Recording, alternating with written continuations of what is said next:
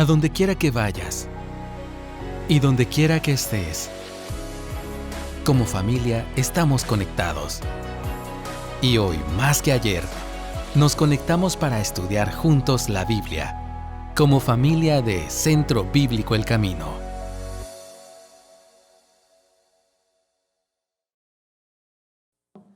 La última canción que entonamos antes de la introducción y de la lectura decía Santo, Santo, Santo, 3 veces santo, ¿no? Y creo que todos nos preguntamos cómo es posible que un Dios santo, santo, santo pueda morar en medio de su pueblo. Cómo un Dios santo, santo, santo puede morar en un pueblo con labios pecadores, con acciones que muchas veces desmienten nuestra propia fe. Y eso es lo que podríamos llamar una paradoja. Voy a mencionar un poquito de eso más adelante, pero la idea es como que esa posición, ¿no? No es lógico que uno siga al otro, ¿no? La paradoja. Antes de pasar allá nos estábamos acordando del bigote y parece como cuando el bigote está uno para arriba y otro para abajo, ¿no? Como que no mezcla. Hoy me encargué de peinármelos, pero se bajaron luego. Así pasa. La semana pasada dejamos a José de camino a Egipto.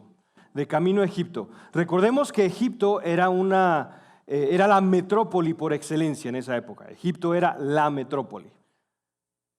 Era la época de esplendor de Egipto.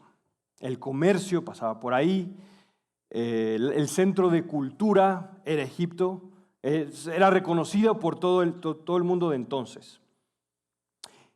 Y acompañamos a José, después de ser vendido por sus hermanos, de camino a Egipto.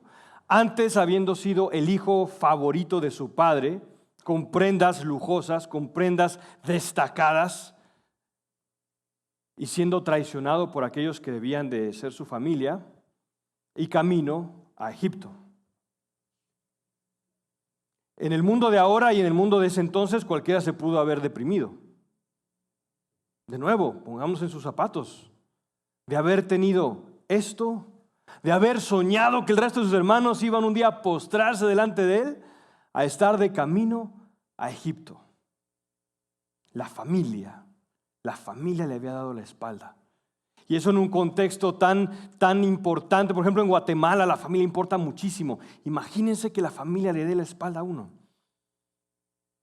Y ahora iba de camino a Egipto, vendido como esclavo.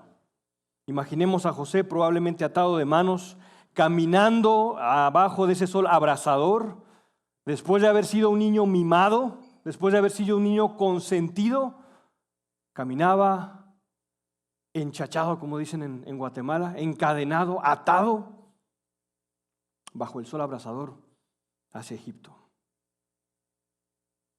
Y yo creo que en esos momentos pasaban por su mente muchísimas cosas. ¿Qué va a pasar de mi padre? ¿Se enterará un día? ¿Algún día mi padre se enterará de dónde estoy yo? ¿Qué pasará con mi hermano Benjamín? ¿Por qué lo hicieron mis hermanos? ¿Por qué me vendieron como esclavo? Y llega a Egipto y es llevado a un lugar donde se comercian los esclavos y un oficial se fija en él, un oficial del ejército de Faraón, llamado Potifar.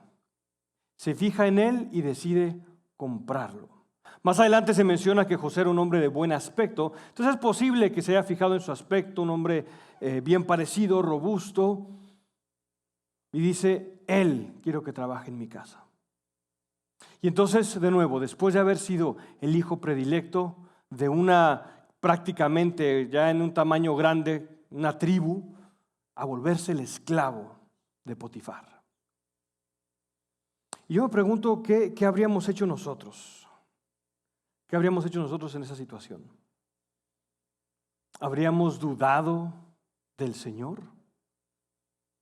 Nosotros sabemos perfectamente que un niño mimado no está capacitado para lidiar con una situación difícil. Lo peor que le puede pasar a un niño mimado es toparse con una situación a la cual no ha sido enfrentado desde joven. Por ejemplo, cuando los chicos que han construido mayor resiliencia, es una palabra que seguro que hemos escuchado mucho recientemente, los que han construido mucha resiliencia y llegan al momento de la crisis, están mejor preparados para enfrentar esa crisis. José probablemente no había construido esa resiliencia. Pudo haberse quedado sumido en la tristeza, desesperanza y depresión.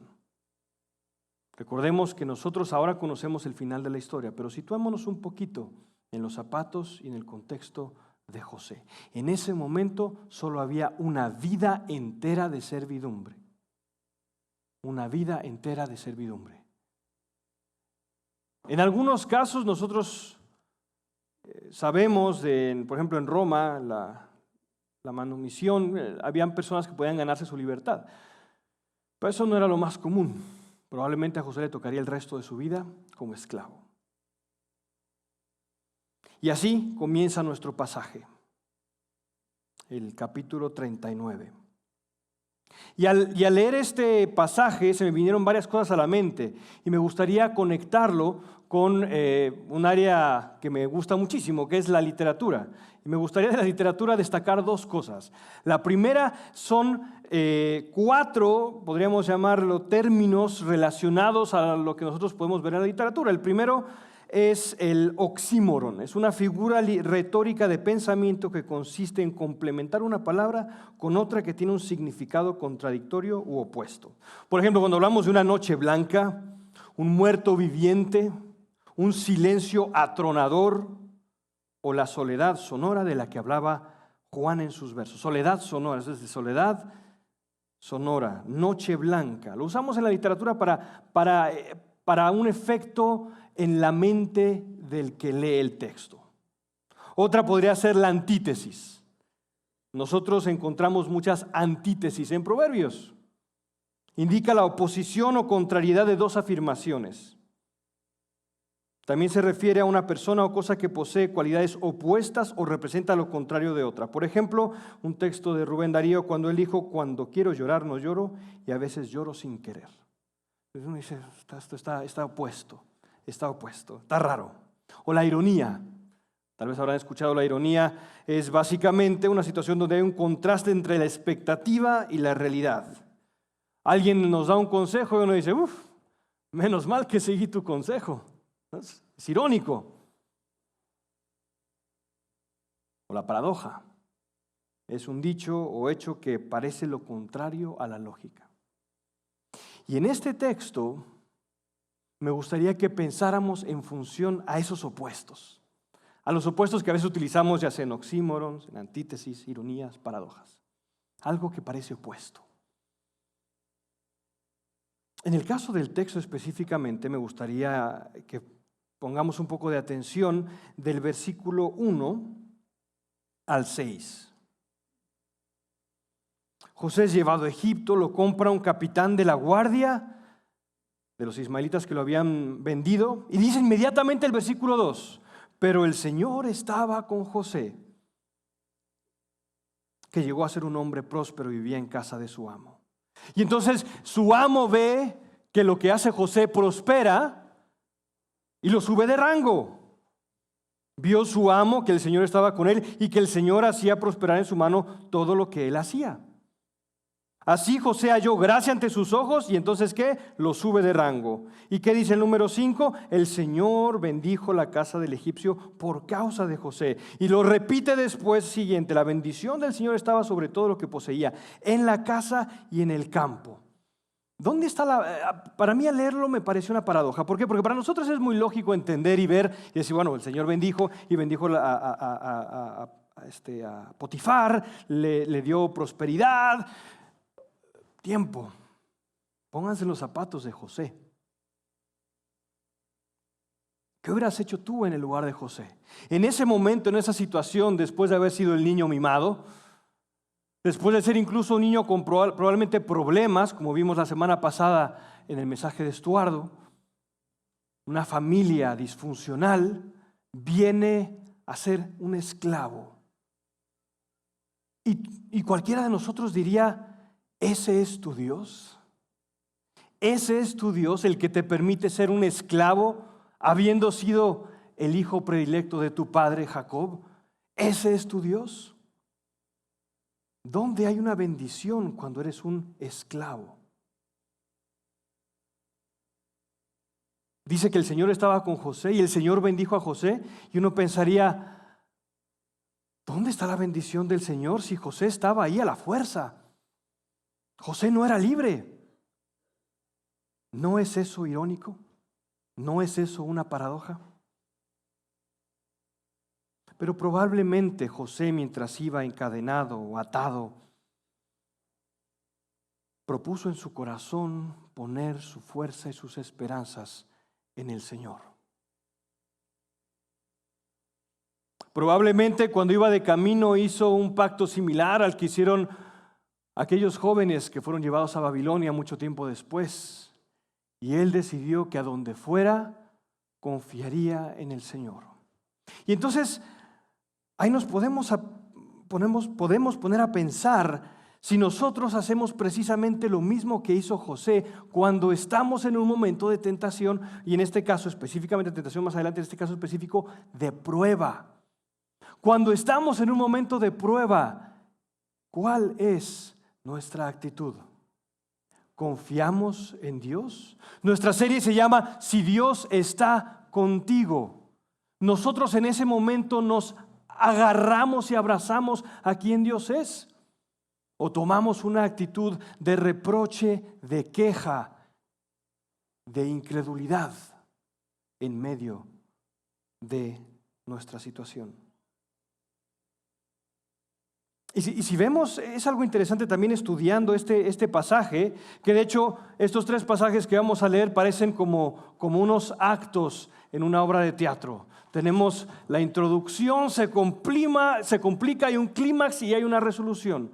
Y de nuevo, pasa lo siguiente, son pequeños 3 actos. En este acto hay algo que se repite constantemente. Primero, el Señor estaba con José en el versículo 2. Se repite en el 3, el Señor estaba con él. Y después en la parte B, que el Señor hacía prosperar en su mano todo lo que él hacía. Y entonces él halla gracia sobre los ojos de Potifar. Y dice después el número 5, el Señor bendijo la casa del egipcio. Y se repite inmediatamente después, la bendición del Señor estaba sobre todo lo que poseía en la casa y en el campo.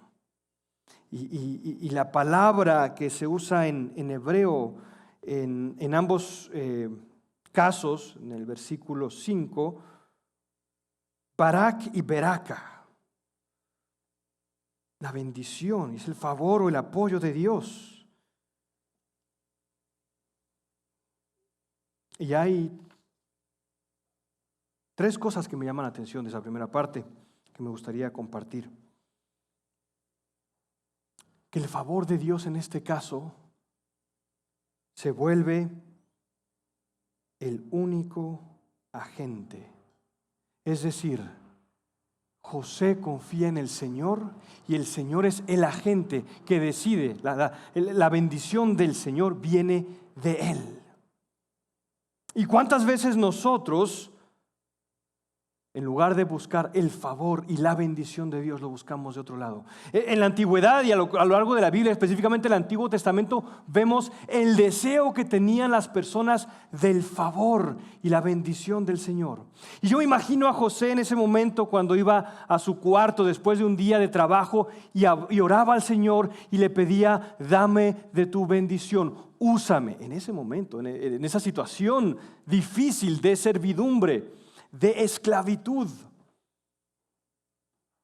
El amo le decía ven y él iba, el amo decía ve y él iba, no tenía opción. Y llegaba después en la noche y pedía a Dios por su bendición probablemente. Y a lo largo de la Biblia vemos en Génesis, por ejemplo, 32:22, cuando Jacob lucha contra el ángel.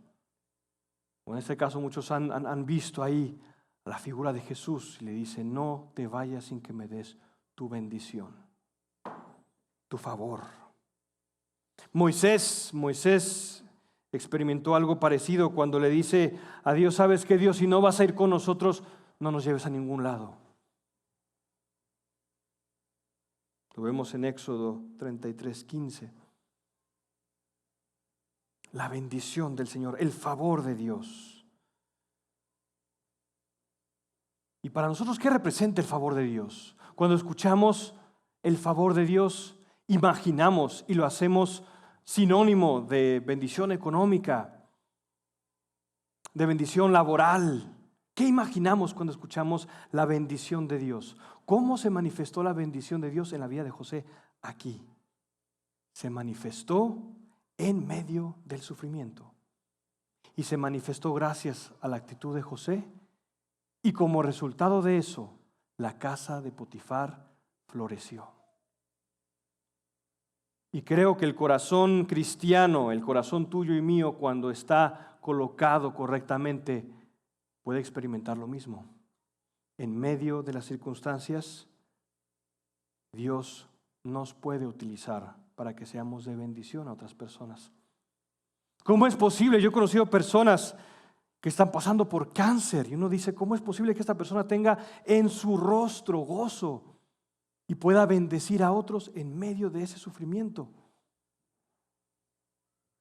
Seguramente son personas para quienes el favor de Dios, la bendición de Dios, no representa lo económico, no representa nuestros propios deseos, representa entender y conocer al Señor como el único agente, el único dador y el que decide la manera en que esa bendición es dada.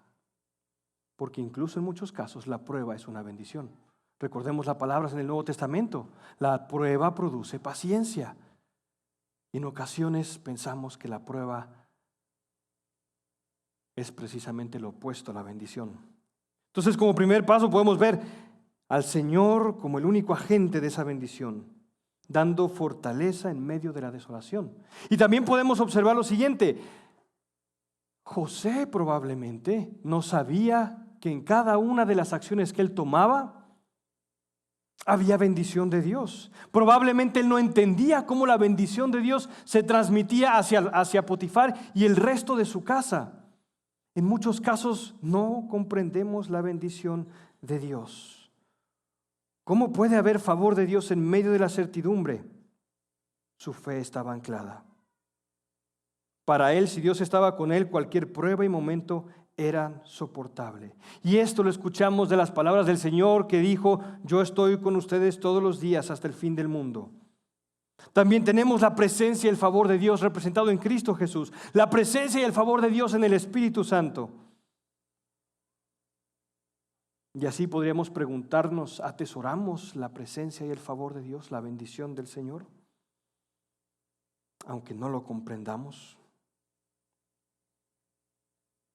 Y saben, en muchas ocasiones creo que tenemos todavía muy marcado dentro de nosotros esta idea del trueque. De yo le doy a Dios algo y espero algo de regreso. Buscamos el favor de Dios de esa manera, ¿no? Señor, yo te doy esto, yo ofrendo, por favor bendíceme. Y siempre en nuestro concepto de bendición está un deseo que probablemente no siempre esté acorde a lo que el Señor desea para nosotros. Y aquí tenemos una oposición. En el caso de José, la servidumbre era una bendición. O más bien dicho, resultaba en bendición. Resultaba en bendición para el resto de la casa de Potifar, para él y para los que estaban a su alrededor.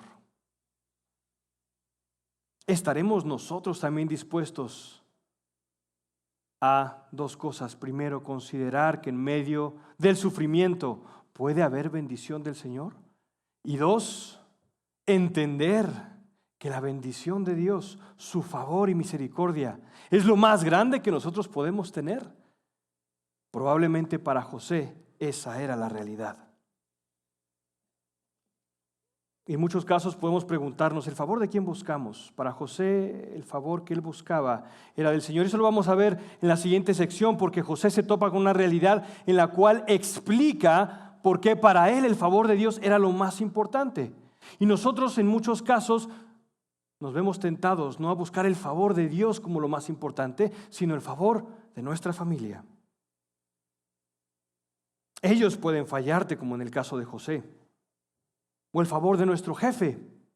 Y entonces cuando nuestro jefe nos pide hacer algo que nosotros sabemos que es incorrecto, o cuando nos piden quitarle tiempo que probablemente nosotros debamos darle a la familia, buscamos el favor de él y nos esclavizamos con tal de ganarnos el favor de nuestro jefe.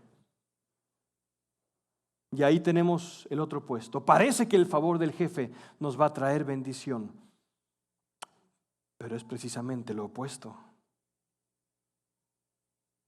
O tal vez podemos buscar el favor de un cliente. Y si el cliente nos pide hacer las cosas un poquito torcidas o chuecas con tal de tener su lealtad como cliente, lo hacemos.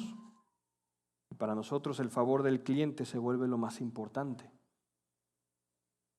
Y resulta ser precisamente lo opuesto. O el favor de un amigo.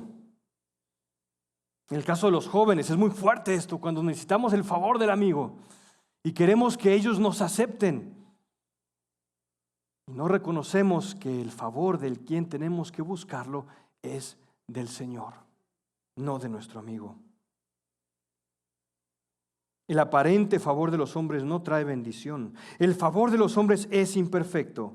El favor de Dios, no obstante, que parecería no traer la bendición, en muchos casos es realmente el verdadero favor. Ahora, si vamos al siguiente paso, al siguiente versículo, tenemos en el versículo número 6, y la parte B, me gustaría que lo leyéramos, y habla acerca de José, incluso habla de su físico. ¿Qué nos dice ese pasaje de José? ¿Qué dicen de José? Bueno, que José era de gallarda figura y hermoso parecer. En español podríamos utilizar la palabra agraciado, favorecido, alguien de apariencia favorable. Ante nuestros ojos humanos, alguien agraciado. ¿Y qué fue lo que ocurrió? Bueno, pues precisamente tanto su rostro agraciado como sus capacidades administrativas lo hicieron el objeto de deseo de alguien. Dice número 7, sucedió después de estas cosas que la mujer de su amo miró a José con deseo y le dijo, acuéstate conmigo. Pero él se rehusó. Y dijo a la mujer de su amo, estando yo aquí, mi amo no se preocupa de nada en la casa y ha puesto en mi mano todo lo que posee. No hay nada más grande que yo en esta casa y nada me ha rehusado excepto a usted, pues que es su mujer. ¿Cómo entonces podría yo hacer esta gran maldad y pecar contra Dios?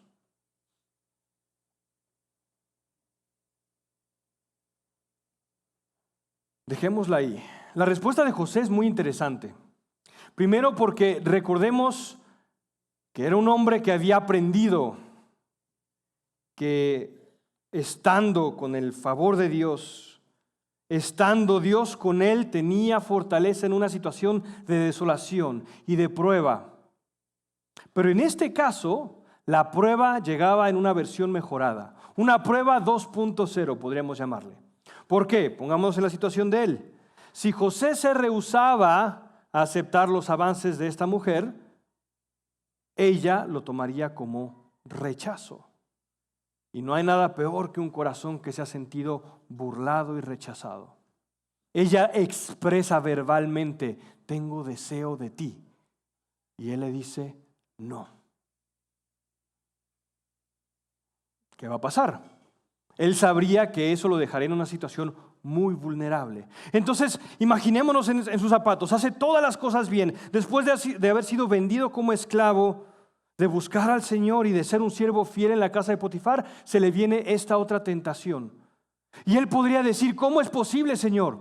¿Cómo es posible? Yo no puedo con todo esto. Ya rendí esto, ya te obedecí en esto y ahora me das otra tentación más difícil. Es demasiado para mí.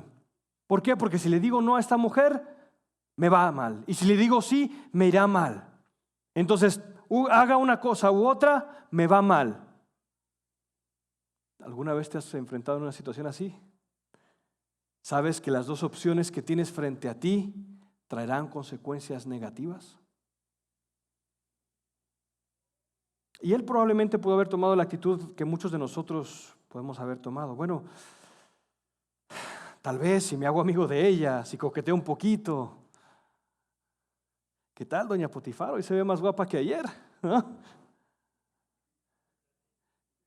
Y se va a acercar ella y le dice, mire, es que va a llegar. Él me dijo que iba a llegar hoy, entonces, perdón, hoy no puedo estar con usted. Y ahí buscando de qué manera azucarar las cosas para no decirle no. Como jóvenes, sabemos que eso se puede trasladar, por ejemplo, en coquetería. Adultos también, sabemos que hay maneras muy sutiles en el comportamiento sexual de los adultos en que ese tipo de comunicación se puede dar. Y José fue tajante, no. ¿Por qué? Porque él estaba agarrado de Dios y sabía que Dios estaba con él. Y si Dios está con él, sabía que habría fortaleza en medio de la tentación. Su corazón estaba confiado en Dios.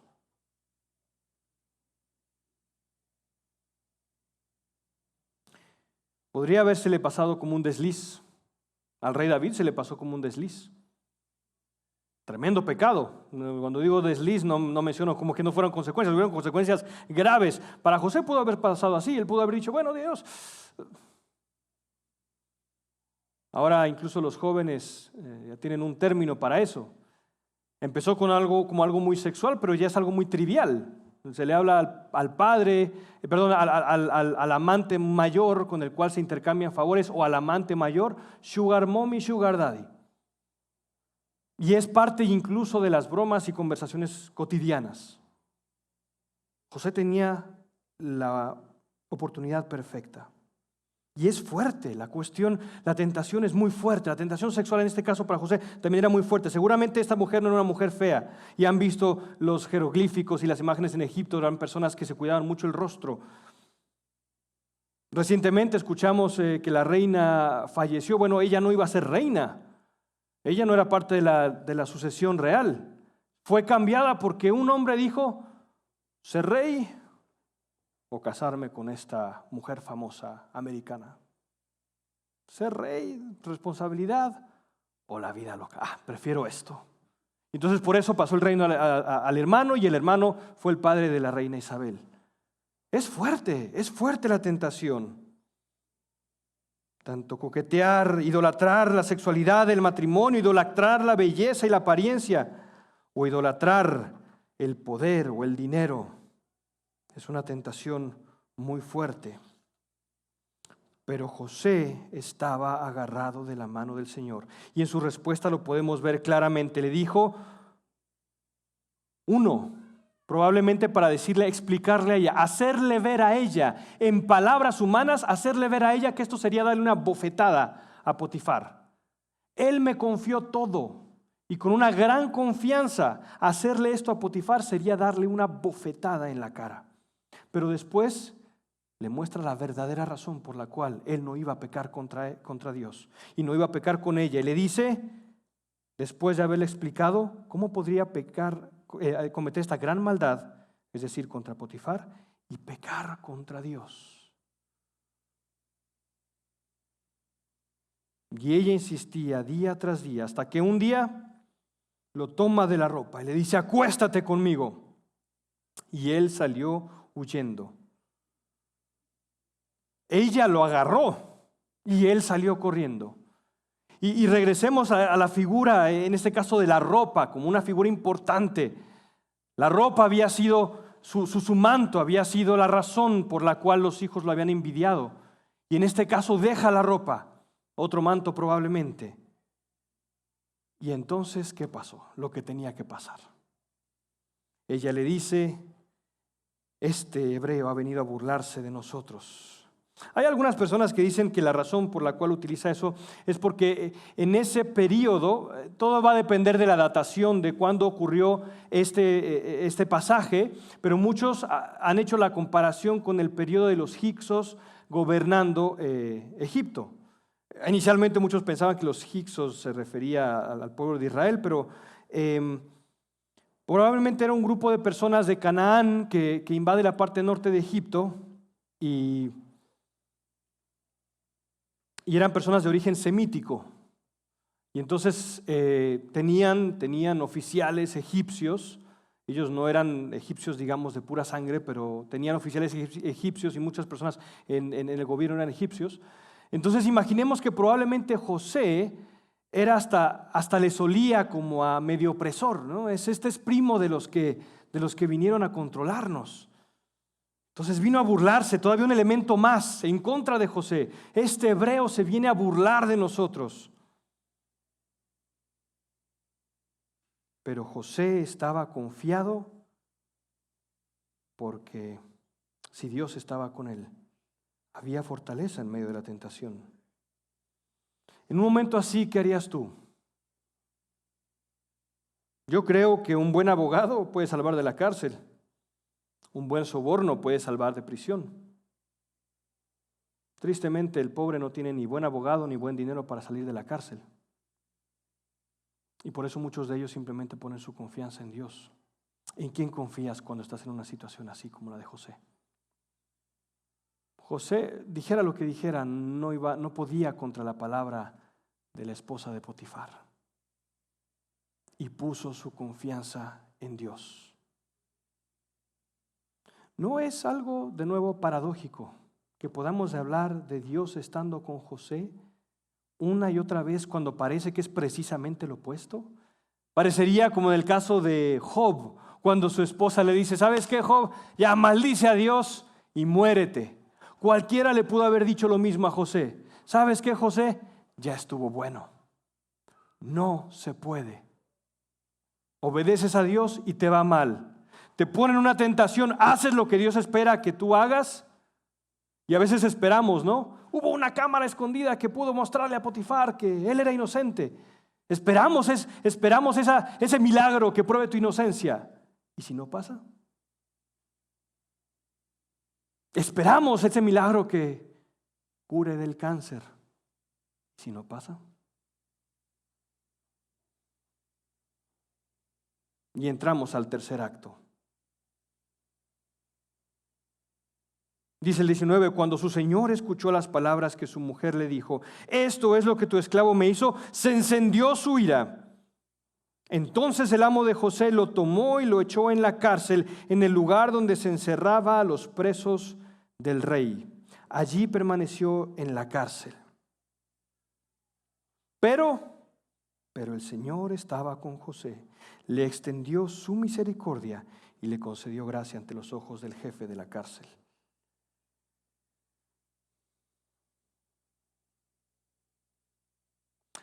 Probablemente Potifar no se tragó el cuento completo de su esposa. No lo sabemos, pero en muchos códigos de la antigüedad, por ejemplo en Asiria, una persona acusada de violación, y especialmente violación ante una persona en esos rangos, inevitablemente iba a ser ejecutado. No obstante, a José no lo ejecutan. Es más, lo llevan a una prisión VIP. En guatemalteco, no lo llevaron al infiernito, lo llevaron al Mariscal Zavala.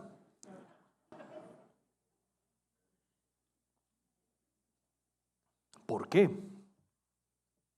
No lo sabemos. Probablemente Potifar era consciente de lo que el Señor había hecho en la antigüedad con él, en tiempos anteriores con él, y también tenía indicios de que José no haría tal cosa. Posiblemente.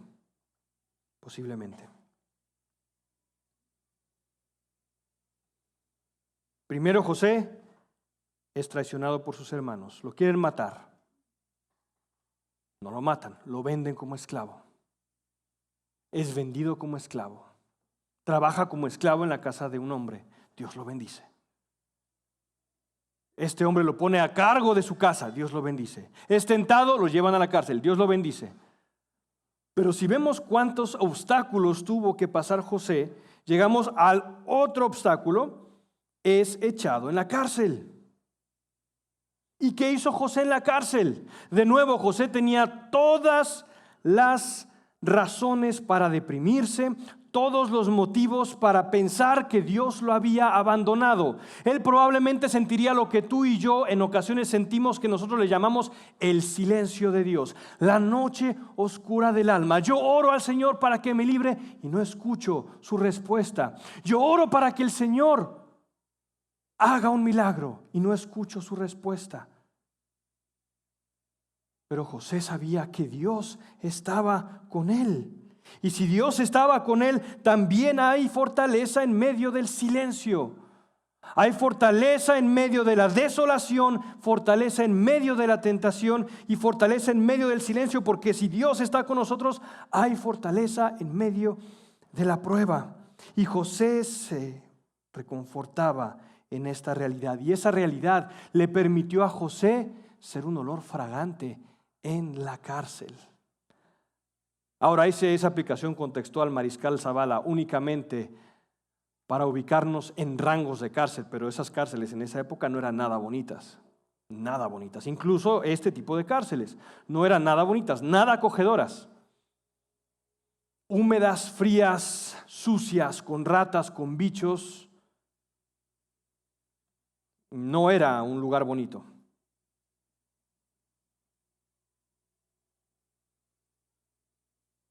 ¿Y saben cuánto pasó?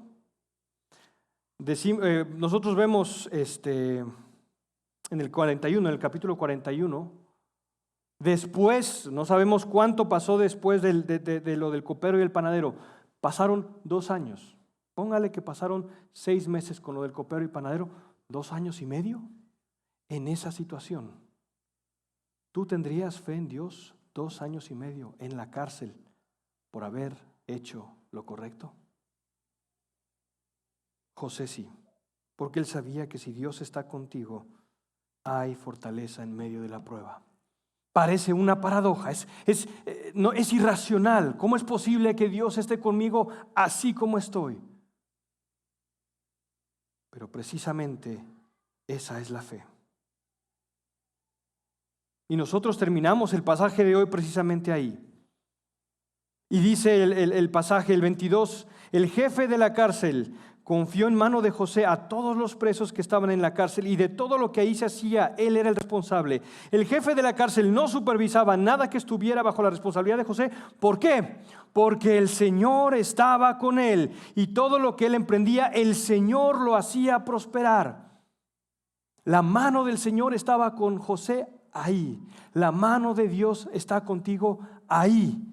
En medio de la prueba, en medio de tu sufrimiento, en medio de tu situación difícil, en medio de esa situación a la cual no le ves salida, el Señor está contigo. Y si confías en el Señor, Él bendecirá tu mano, Él bendecirá tus proyectos y Él bendecirá tus acciones. No para traerte el fin que tú esperas, sino el fin que Él espera, que es mucho más grande de lo que tú y yo podemos desear, porque los caminos del Señor son mucho más grandes que nuestros caminos, y sus pensamientos más grandes que nuestros pensamientos. Y podrás entonces enfrentar la prueba como José, porque tu confianza no está en ti, en el favoritismo de tu padre, en tus finanzas, en tu posición económica, sino está en el Señor. Y si tu confianza está en el Señor, hay fortaleza en medio de la prueba.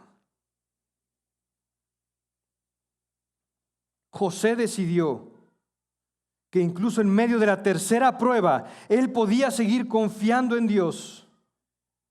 Y yo me pregunto, nosotros sabemos cómo acabó esa historia.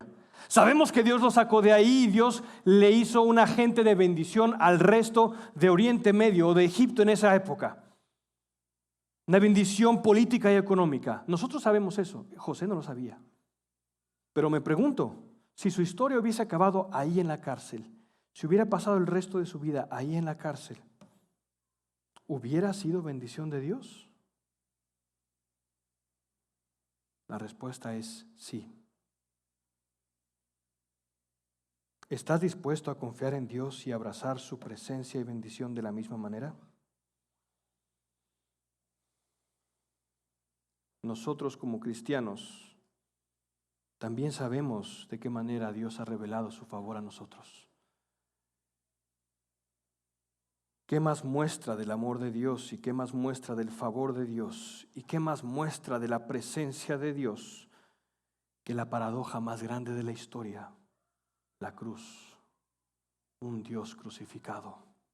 Los romanos hacían burla de esa paradoja, de esa oposición. ¿Cómo es posible que el Dios en el que tú creas sea un Dios atado, clavado, indefenso? Esa es la paradoja más grande de la historia de la humanidad. Y esa paradoja y aparente oposición se transmite también a mí, porque yo soy justo, siendo pecador a la vez. ¿Cómo puede ser alguien justo y pecador a la vez? Por la paradoja más grande de la historia que tenemos en Jesús. Y es por eso precisamente que Pablo hablaba y comentaba esto en Filipenses.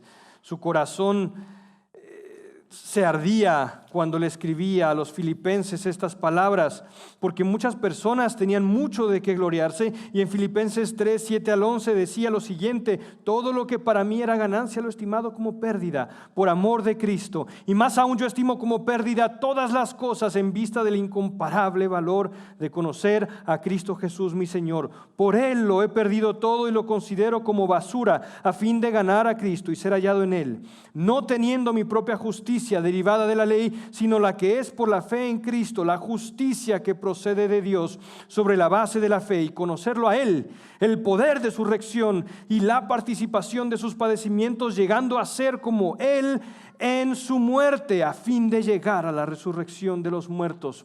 Esa paradoja era la que motivaba a Pablo día tras día, y esa es la misma paradoja que tú y yo podemos recordar cada día.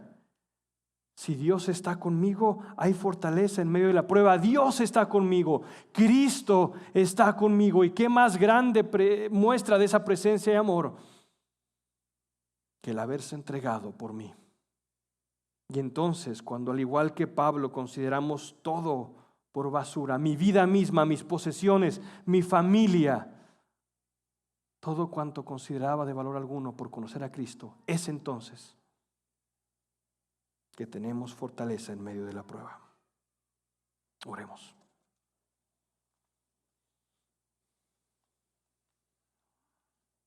Padre Celestial, te damos muchas gracias esta mañana porque nos recuerdas con la historia de José, Señor. Nos recuerdas con la historia de José